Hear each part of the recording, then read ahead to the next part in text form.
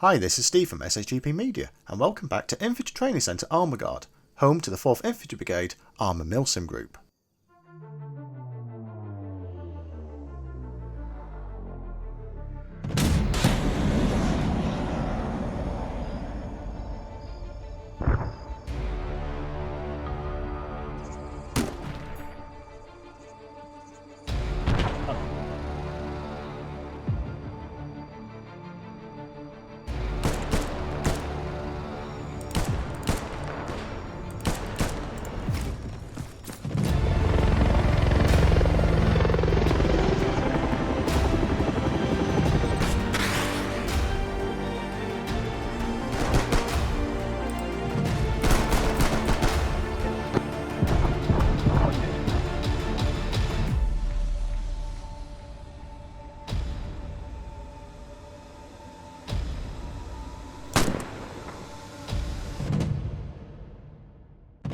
On Vortex call signs Vulcan 30H or less establishment at grid 1.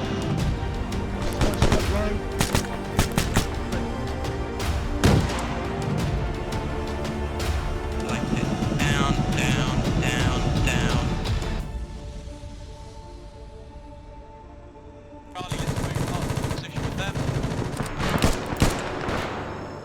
Take it fire, take it fire.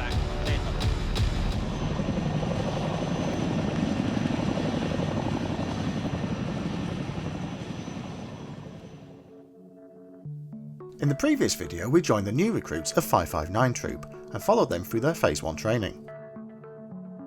Following the completion of this course, which gave the recruits some basic knowledge to allow them to competently support the unit operations, they then joined their assigned units where they would conduct further training specific to their chosen role. In my case, I was off to 903 Expeditionary Air Wing and 18 Squadron to begin my initial flight training. But prior to that, I would have to pass pilot selection, and that is the subject of this video. The 903 Expeditionary Air Wing, which in the unit is now called Joint Aviation Command, is made up of different sections. These are Chinooks from 18 Squadron Royal Air Force, Apaches from 662 Squadron Army Air Corps, along with JTAC Forward Air Controller support from the Joint Land Integration Cell, and medical support from the Tactical Medical Wing. All rotary pilots in the unit do their basic training on the Juno helicopter. In the real world, the Eurocopter H135 joined the British military back in April 2017. Replacing the fleet of Squirrel and Griffin helicopters based at the Tri-Service Defence Helicopter Flying School at RAF Shawbury, and was given the designation Juno HD-1. The Juno is a more versatile helicopter, equipped with a glass cockpit and modern avionics, and continues to be the aircraft of choice for training the different flying techniques required of new helicopter pilots.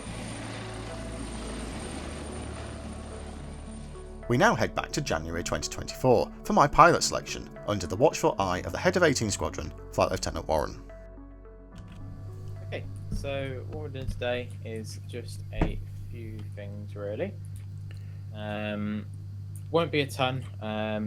This whole session is just simply designed of getting to know you, getting a little bit of flying in, knowing kind of where your strong points, where your weaknesses are, and then obviously how trainable that flying is. So if I don't think I can improve your flying, there's no point in us just starting everything. Yeah, I already know you quite well, and in terms of that side, in terms of all of that, I'm very happy. So this is simply just going to be having to look at your flying, and I hope mostly just a formality, and we'll just go away from this evening and just move on, because I don't really want to see too much. I know you've been doing a lot of practice, which already tells me that I shouldn't really need to say, hey, no, sorry, I can't really do much with you. So it's most just gonna be formality today. I expect we'll be on for 30-45 minutes, maybe a little bit more. We'll see, but okay. So what we're doing is we're doing some taxiing, doing some takeoffs and landings from the runway, going into the circuit pattern. We'll be doing some just a low fly zone flight, and then we'll be doing some hovering on the hover pad, and that will be most of the evening. Okay. We may also get onto some emergency procedures, which is always quite fun. So we'll see what happens, but we'll just go over this flying, and the evening is kind of just me giving you tips and kind of some early flying information, stuff like that. So overall, should be an all right night. Okay, cool.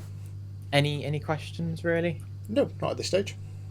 Yep. So I'll be drawing all lines up in group channel necessary for us tonight. So Group I'll channel. join your. Yeah. No, if you want to join my group, that's probably better. Hang on. Right. Let's walk over to the bed Okay. and we'll jump in.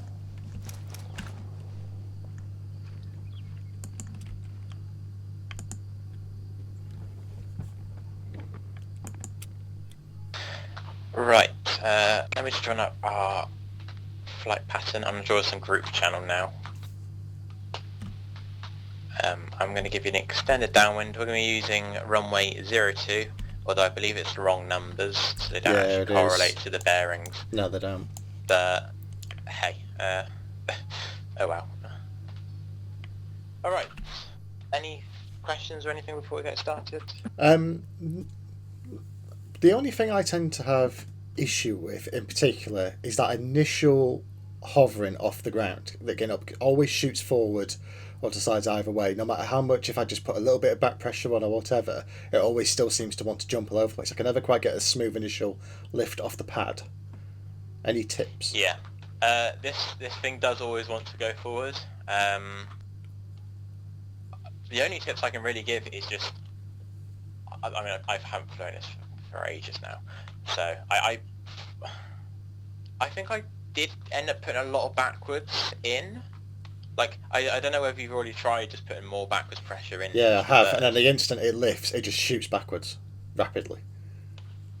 So it's like I can't quite find the sweet spot in between it. I didn't know whether or not there was a knack to it or whatever. Yeah, no, I don't think so. I think you will just expect. I know it just wants to always go forward, so it may just be something like that, and you can't really do much about it. Yeah, I'll have to jump in and give it a go myself, to be fair.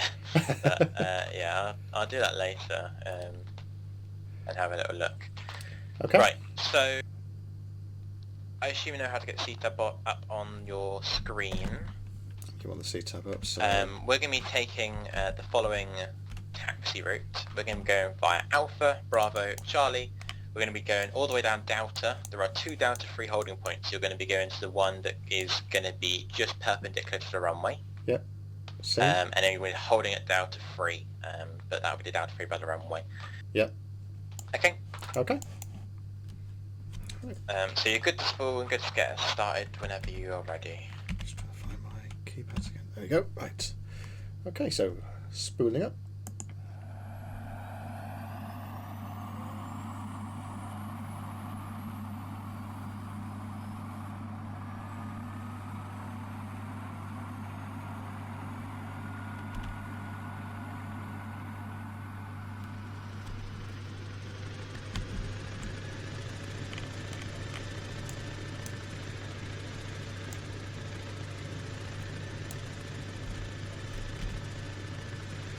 So from here to Bravo, there isn't any...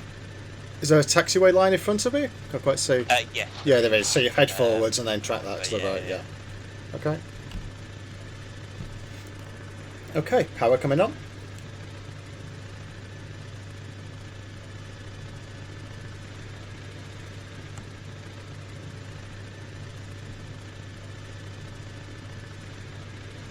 There we go. Right, there we are.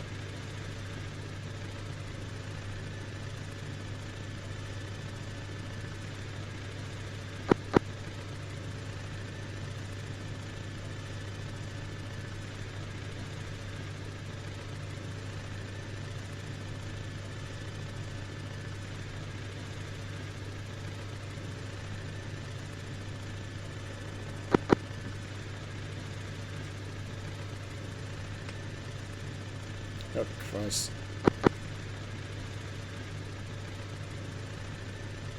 My excuse is I haven't flown in a couple of days. So my first thing would be, when we do taxiing, we normally stick to 10 to 10 kilometers per hour and 10 meters up in the air. Yeah, that's what I was trying to bring it back down. Yeah, or you can bring it to a place where we are going to be going like 10 kilometers per hour and then 7 meters. So it's between 7 and 10 meters is what altitude we're looking when we're doing our hover taxi. Just safety, and obviously 7 meter is the diameter of the rotor blade. So. Yeah.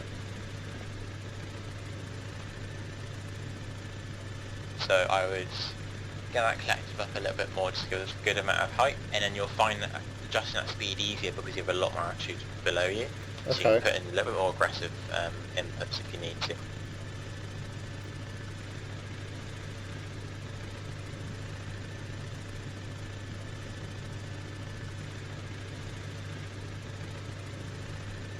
So yeah, let's increase this altitude a little bit more to about 10 meters. Oh, right, I'm going off my HUD was saying 8. It says 22 now, so You're probing over barometric sea level. tip is to look at the gauge on the left then, up on the top Yeah, left. we talk all on height to ground.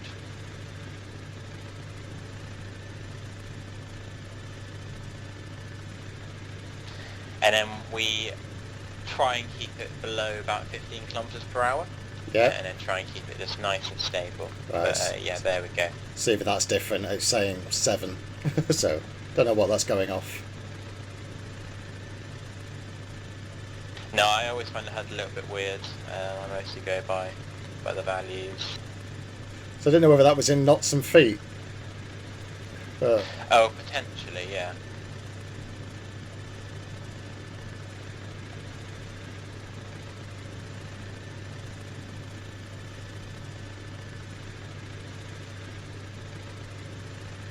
But there we go, it's looking nice and stable. Yeah.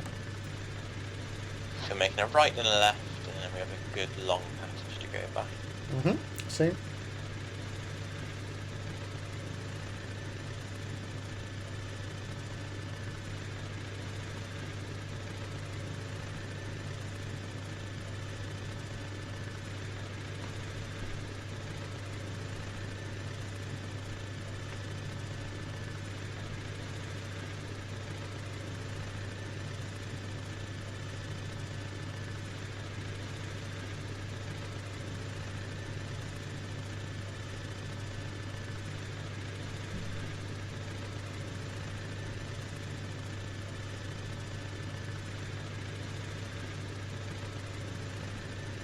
As we come along this straight, we have two types of taxi. That's going to be a hover taxi, which is what we've been doing now. It's about 10-10, so 10 kilometers per hour and 10 meters in the air. We then have our air taxi, which is 20 kilometers per hour and 30 meters in the air. So if you wish, you can transition us up into a air taxi. Okay. 20 kilometers per hour and then 30 meters up in the air, which does a little bit of obviously better clearance to the ground, and then also just a little bit more speed. So say the figures again, please. So 20 kilometers per hour and 30 meters up in the air. Okay.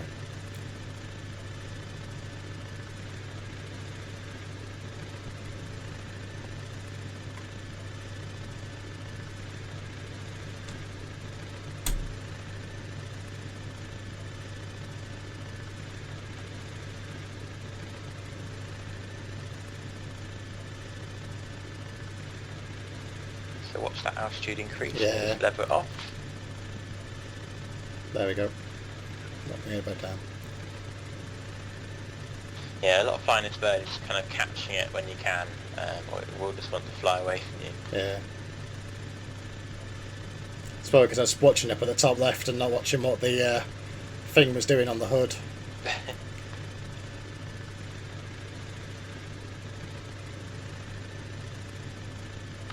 About 300 meters until we're making that turn on down to 3. So if Yeah. you wanted to bring it back into a hover, you could now. But yeah, I think you could go a little bit more and then just start bringing this down into a hover taxi.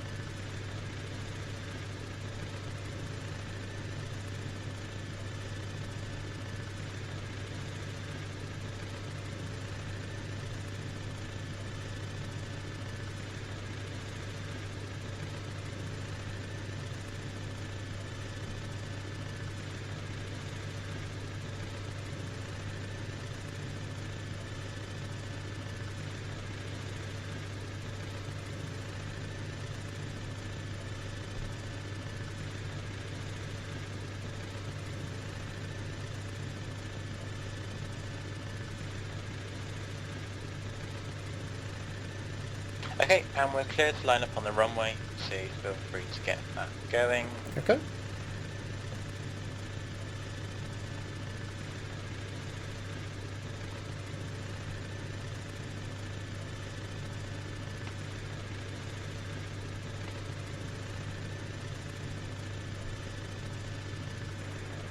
And what we'll do is you're clear to bring us up and into takeoff, bring us up into the circuit. We're going to do a one bit of a circuit, come in and land on the yeah, we'll land on the threshold, just do a surface landing, so all clear to bring us up. What height am I maintaining in the circuit? We typically do about 150 meters, and then speed is kind of variable. In flight school there's a few speeds and heights given to you, but you know, it's not really assessed as that, it's mostly just judged as how safe it is, and most of the flight school as a whole is mostly just on safety, Right. in the sense of, you know, was that a safe manoeuvre, yes or no, and you know, all those things like that. So overall it's kind of pilot's discretion. We try and stay about 150 meters above the ground really, and that's normally a good altitude. Okay. Yeah, my HUD was set on Imperial, not metric, which is now set right now, so no excuses now.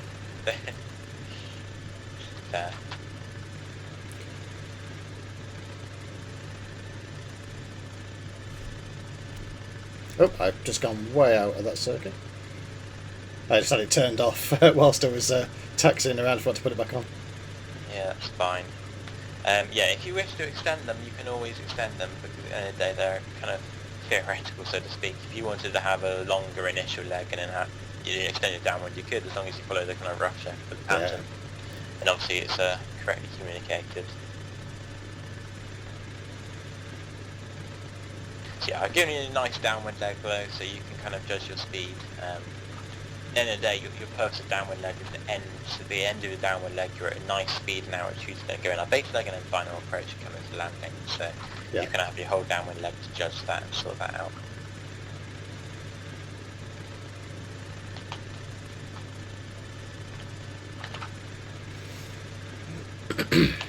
Right.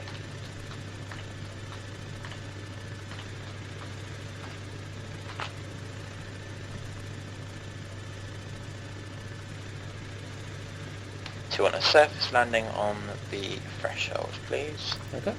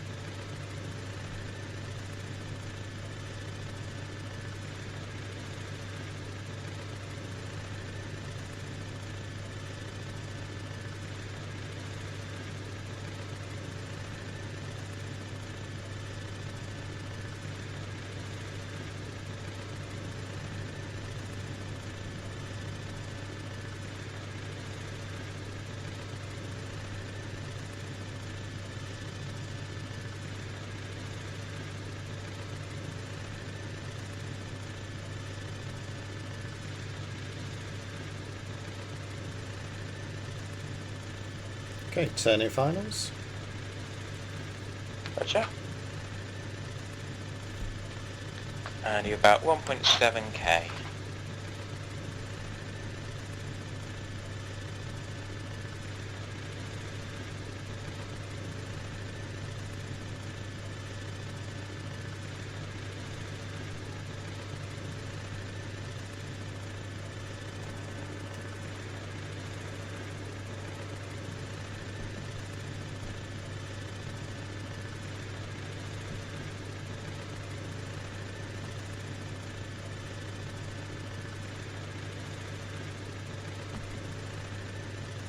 Oh. Lost all speed then, for some reason. What the hell was that all about? I'm going to be completely honest, I was just checking the route on Zeus, so... I just stopped. No.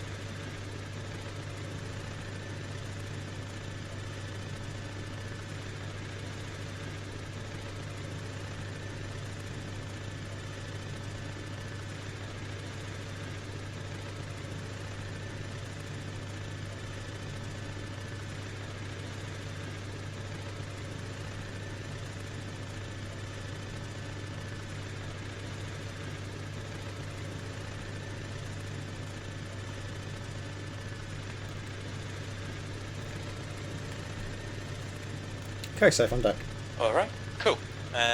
You're good to take us off again. Next we've got a low fly route, which is max 100 metres and is basically as fast as you want. Just a little bit of a transit, follow a line, etc, etc.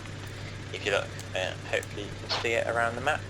Yep, seen. So it would be low level all the way. Any height figures? No, as low as you want really. Okay. Max 100, but pretty much just looking for that. Now I haven't perfectly drawn it, so if you think, hey, you know, it makes sense to go around this hill rather than go over it like the line says, and do so. Something I'd like to see, so just fly it with some common sense, and yeah. As long as you make sure you don't go too north at some points to go into the SEBC training area, that's all good with me. Do you want me to be at 100 kilometres? Did you say? 100 metre maximum. Understood, yeah. Yeah.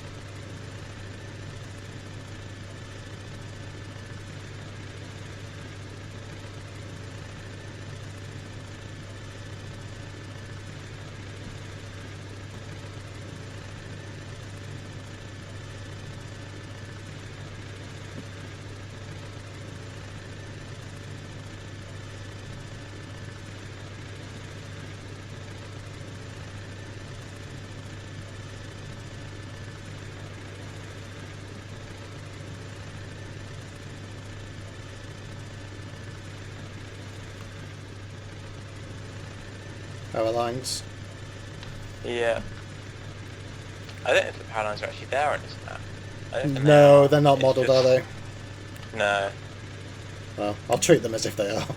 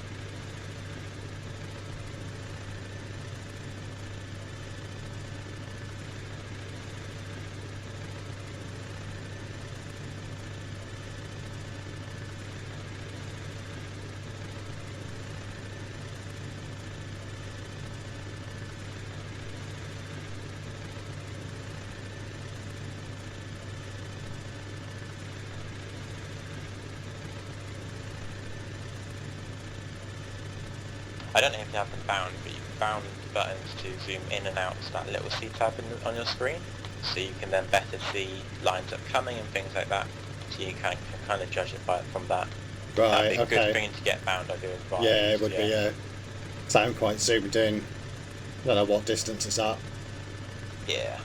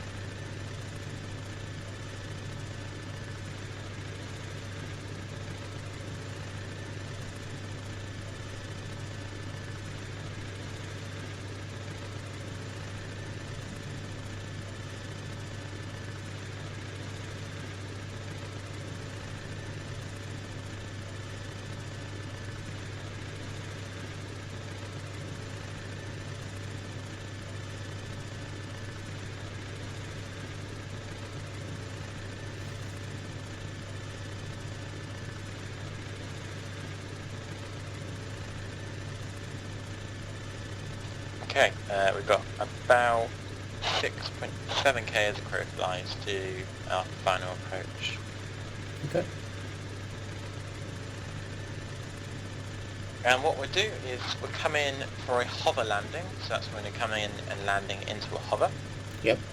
And then two choices really. If you wanted to jump straight into the hovering, we could, or we could go into emergency landing and then jump into our hovering. I don't mind. You know what we'll do hovering, and then if we want to do an emergency landing additional, we can. Yeah. But it's not really needed, so yeah, we'll get into a hover. If you wanted, bring us into that 20 metre hover, and then we can jump straight in, 30 metre hover, and then we can jump straight into our air taxi at 20 kilometres per hour. 30 Okay. metres up in the air, and we can head down the runway via that. Okay. So just bring it into a hover at the threshold, 30 metres. Yep. Okay. Understood. Yep. And then we can kind of enter our air taxi from there.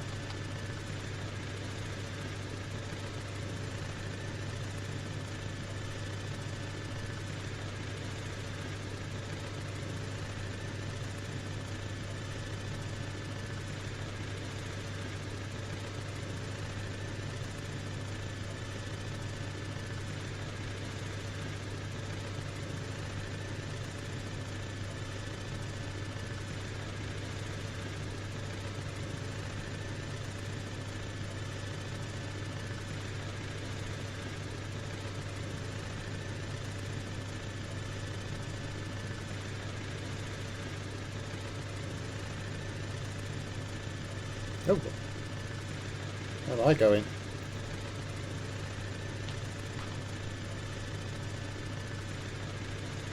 You got a long approach, so. Yeah.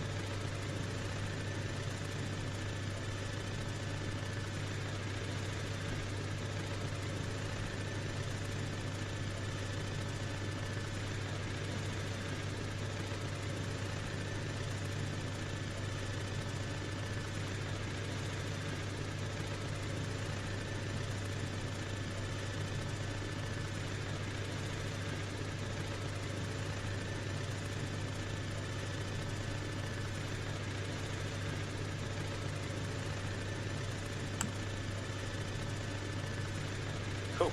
And if you want to start just keeping us some momentum going, we can get up into our air taxi. Just to save you from going from zero and then going up again. Yeah. So yeah, 20 kilometers per hour, about 30 meters-ish, and we should be good. Pretty nice control there, so it's good to see.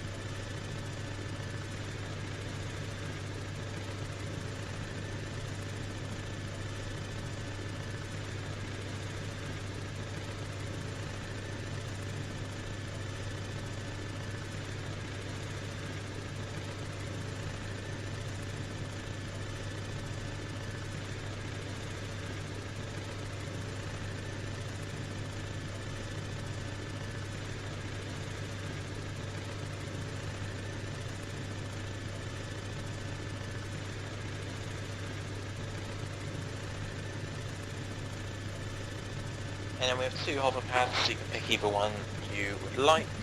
Okay. In flight school, what we do is we allow you to have 2 reference points, which you can place down, such as a vehicle or anything you'd like, place down around the hover pad for you to use. So If you'd like me to place something down, let me know, but I'm happy to do whatever really. I'll happy just go for the pad for now, because that's what I've been doing, so Yep, completely rather than try and understandable. change it too much at the stage. Yeah, I get that. So yeah, when we reach the pad, bring us into a nice stable hover, and then as we want, if you want to do some hover turns and whatnot, yeah, we'll have a little look when we get there. What height do you want me to be at over the pad? So there's no specified height. Flight school, you can do it at 100 metres if you wanted to. I Okay. always advise doing it lower than Yeah. anything really. We kind of have a minimum of around like 2-3 metres. The main thing is obviously if you touch the ground, you're not hovering anymore. Yep. So it's good to keep that nice safety like buffer in place. And obviously, as I said earlier, most of the course is about safety. So if Yeah. you're doing the hover turns, you're performing well, but I don't think it's at a safe altitude, then it's kind of like, well, do I want to party? Yeah. So yeah, no, just ideally not touching the ground, good height out off the ground. I would advise around 4, 5, 6. I think I like to do mine around 7 or 8 when you're just above ground effect, but you can do whatever really.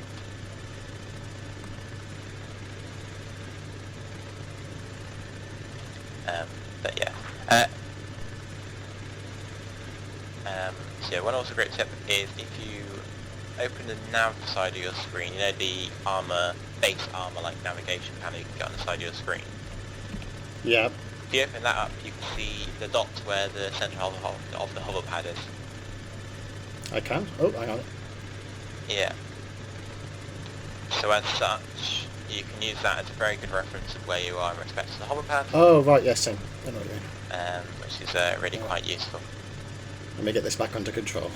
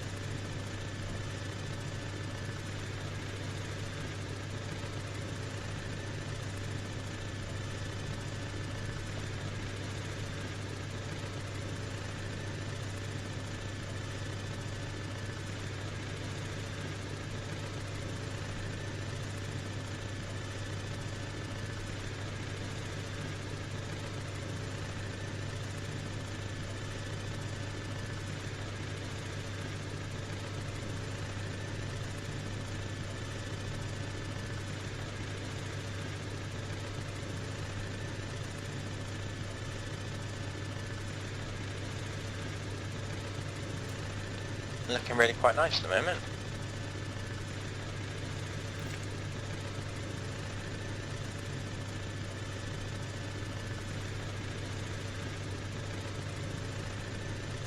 I can never quite get it just to sit. Yeah. Tell me when you think we'll be ready to do some hover turns and we'll do some of those. Yeah, I'm ready. Cool. I'm just trying to hold it over the spot. Yeah, okay. So whenever you're ready, please conduct a right hand hover turn 90 degrees. So 90 degrees to right. Okay.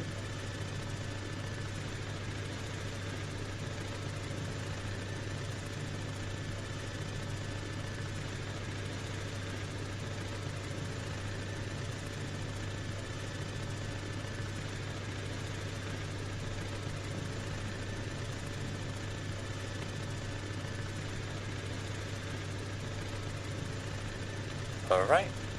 Let's get stable again.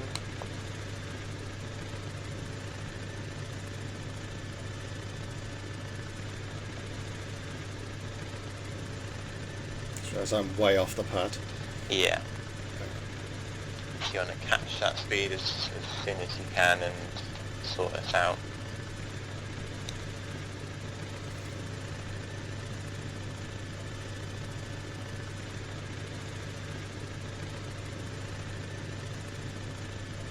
So in flight school we do 4 different hover turns, that being 90 degrees, 180 degrees, 360 degrees, and turn to a specific bearing. Okay. So those are the ones we cover in course. What we'll do now is we'll go ahead on a 180. I'll let you choose either direction you wish. So whenever you're ready, 180 degree hover turn, please.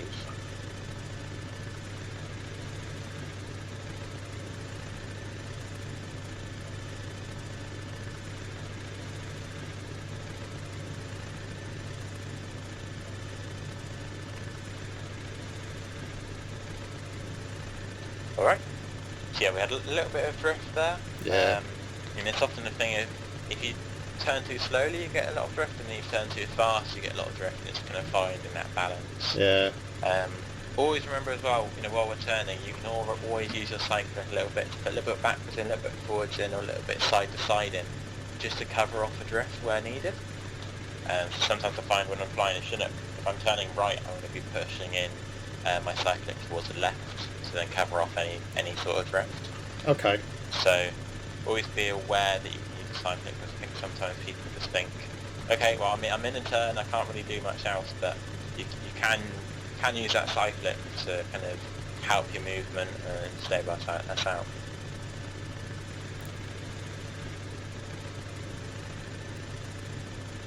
Alright, we'll do a 360, and then if we want to do a nose rotation, we can, or if we want to call it there, we can as well. No, I'll go for the whole lot. Cool, that's fine. When I get this stabilised. All good. Right. Okay, 360. Going left.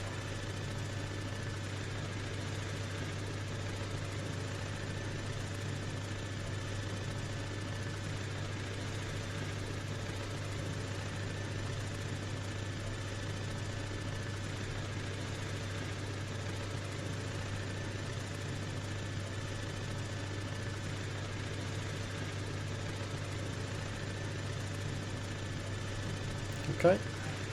Cool. So what you did there was you kind of picked the worst time to start your manoeuvre, because the aircraft started pitching backwards, so then as such we carry that backward pitch throughout our turn. Right. And this is the thing, is that sure that backwards pitch is only a little bit, but during our turn it gets more and more and more, and it continues to kind of grow. Yeah. Which a lot of people do is they often pick kind of the time when the aircraft's just pitching backwards a little bit or whatnot. And yeah, we had a little bit of pitch, and just as we started turning we gained a little bit more pitch backwards, and that's why we kind of ended backwards by probably 10, maybe 15 metres from the pad where we started. So Okay. you can kind of see how big of a effect it does have. Yeah. Cool, right, if you want to bring us out straight onto a downwind, if you want to go along just fly along front, bring us down to our downwind, and then we'll come in, line it up on the runway. Okay. Have you done any auto rotation before? No, not a clue. Cool. Let me give you a quick crash course then. So we're going to be coming over the threshold at 100 metres and 100 kilometres per hour. That's Okay. our standard kind of altitude and whatnot for our auto rotation practice.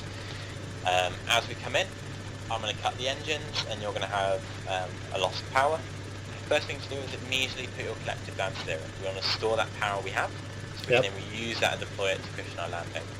Then imagine the helicopter like a plane is what I normally say. So imagine us just gliding down nicely and slowly to the ground.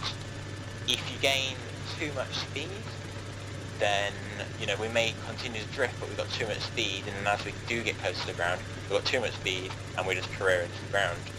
If you go too slowly, we're then going to lose altitude a lot faster, and as such we're going to go into the ground and kind of just drop out the sky. So it's Right. about that balance, finding that nice glide down to the ground where we're going to be at nice comfortable speed, nice comfortable kind of descent rate, and obviously at a speed also that you're going to be able to just nicely gently put us down onto the deck and maybe skid along. This thing will skid from about 60 kilometers per hour just onto the deck as long as you're fine with it. So that's something you can do. And the biggest problem people have with augmentations in this bird is the tail. People forget the tail exists, slam it into the ground, bird explodes. Yeah. So that's the thing, is that you've got too much speed and then you pull backwards, tail into the ground. So it's kind of a mix and match of both. You really do need to be ready for it. And then as we reach the ground, as we're getting close to the ground, you're going to increase that collective slowly. If you do it all in one go, then you're spending all your power in one go, and we'll throw jolts up in the air, and then we'll lose our power and then slam it to the ground. So slowly do it, slowly inject that power. What I often do is I kind of put a little bit of collective in, put it all the way down, put a little bit in, and then work that collective as I basically was kind of just landing, and work that collective up and down, just to glide us along, get us a little bit more altitude, and find my speed and bring it down. So there's a lot of different ways people do it as well. Some people kind of think, okay, let's drop some altitude and then work that out from there. So different ways, but the main principle is collective down, find that glide, work on your speed, ensure you're not going to just crash into the ground, and as we get close to the ground, bring that collective up, work that energy stored, and then get us nice and softly onto the ground. Okay. Does that make sense? It does, yeah. Cool. Yeah, no, it does. Cool. Yeah, 100 of the threshold. It's a long runway, so I'll give you some time. Very long, so you don't need to worry about that really.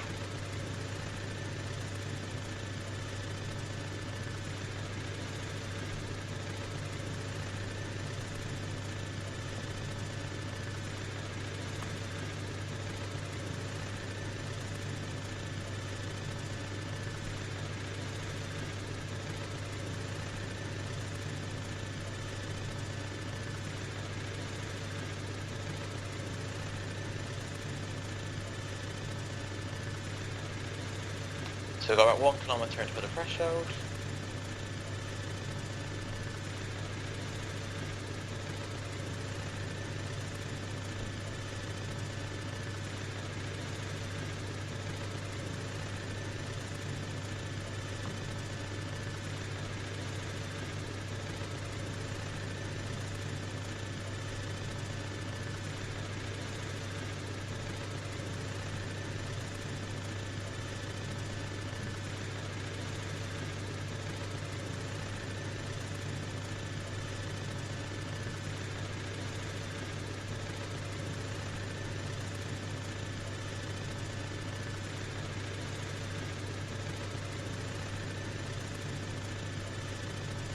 Right.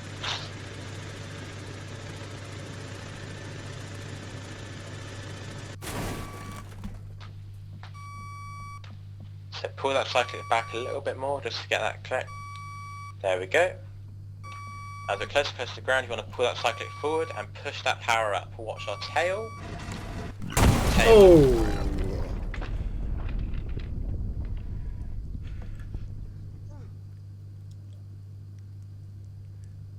Help! Jump out if you can.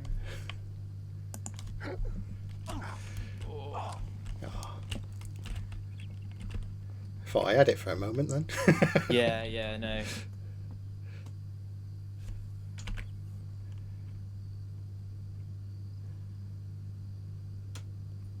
You actually, if you had put your cyclic down, we would have touched down on deck. Maybe got a little bit of damage, but would have been hopefully all right.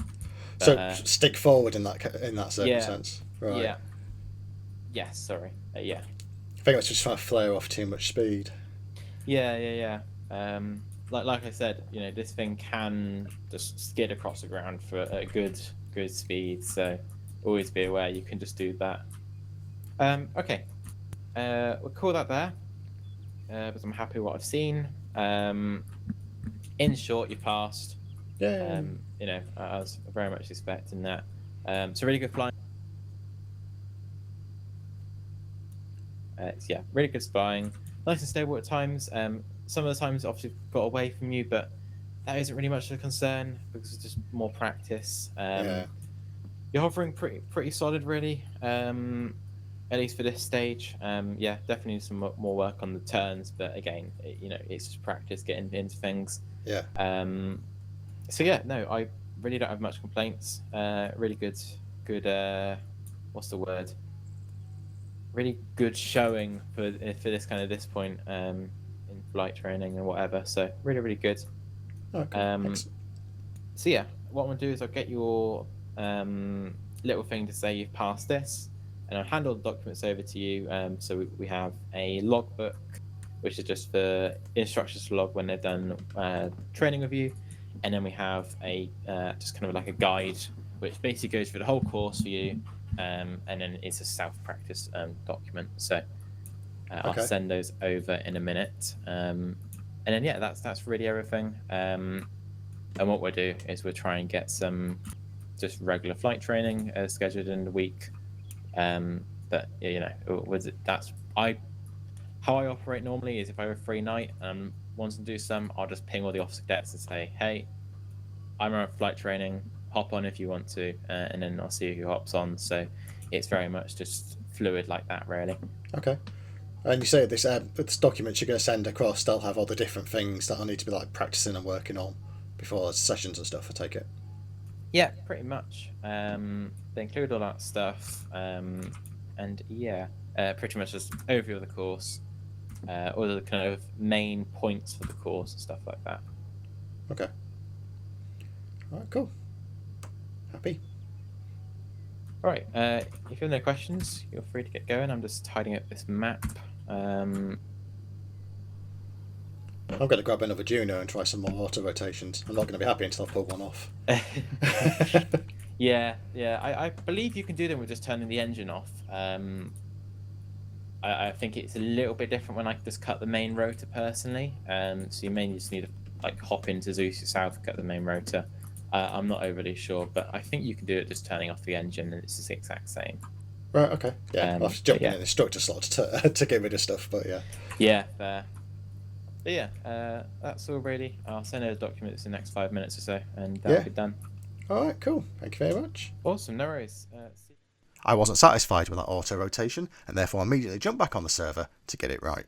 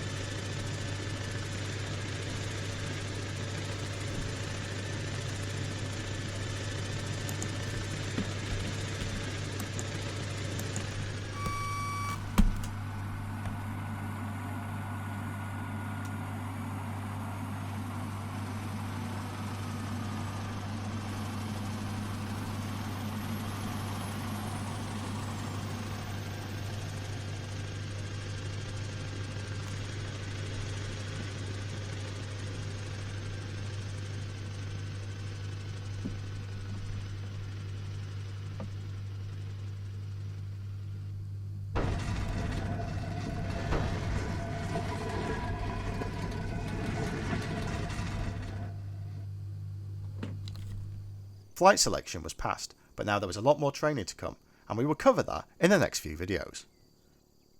If this video series has left you interested in joining the 4th Infantry Brigade, or becoming a pilot within the unit, please take a look at the links in the description below.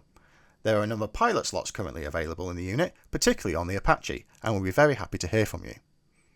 If you enjoyed the video, please click that like button as it helps recommend the video to other people, and subscribe to the channel to follow along with this series. Videos will also include some of the other training for different roles within the unit, along with highlights from past and ongoing operations. Until next time, thank you for watching, and goodbye for now.